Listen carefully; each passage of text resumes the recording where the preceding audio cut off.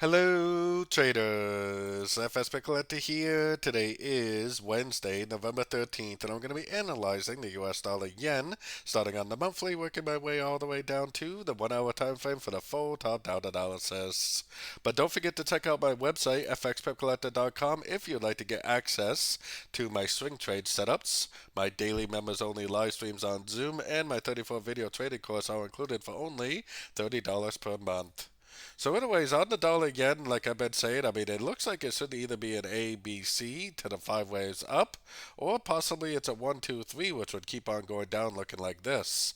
And A, B, C would end right here. 1, 2, 3 would just keep on going. That's why until you get to about this point right here, to me, it's definitely not important to know the difference. Heading down to the weekly time frame, I still think it looks like a wave B, but we are going beyond the 61%, which means it probably is going to keep on going up. If it does turn, it's going to have to turn at a Fibonacci level most likely. And I've been thinking that this was an expanding flat, which I'll show you on the daily time frame. So on the daily time frame, I've been thinking that this was an expanding flat because it looks like an A. It looks like 3 waves up for A, 3 waves down for B, and it totally looks like 1, 2, 3, 4, 5 waves up for C. Now, normally an expanding flat target is the 178, 161.8, which we've already passed that level.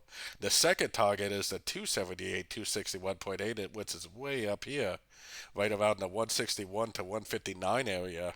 So the fact that it's past this level tells me that it might just keep on going up to these higher levels before we really do get the turn.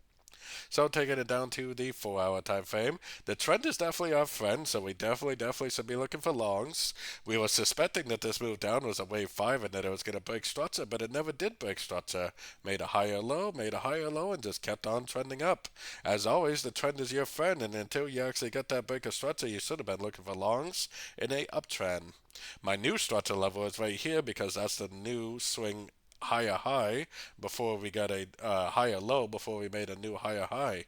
So if it goes down and breaks this structure, then I'll definitely turn into a seller. If it does not break that structure, even if it does turn down, I'm looking at every move to the downside as nothing more than possibly a crescent to the last wave up. So let's keep going down to the 1 hour time frame. We got CPI inflation data coming out today, which is normally a pretty big news event. Now, if this goes down and breaks this structure, the first thing I would do is put my Fibonacci retracement on here, and then I would try to observe it to see if it made an ABC correction to this last move up. Like I said, until it actually breaks this structure down here on the 4 hour time frame, we have to consider that every move down is nothing more than a correction to the move up. Just like this move down right here was just a correction to this move up right here.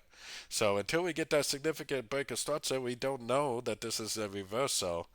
If you are trading the short time frames and you see this break of structure, then you could definitely, try to go short for the wave B, trading the wave C.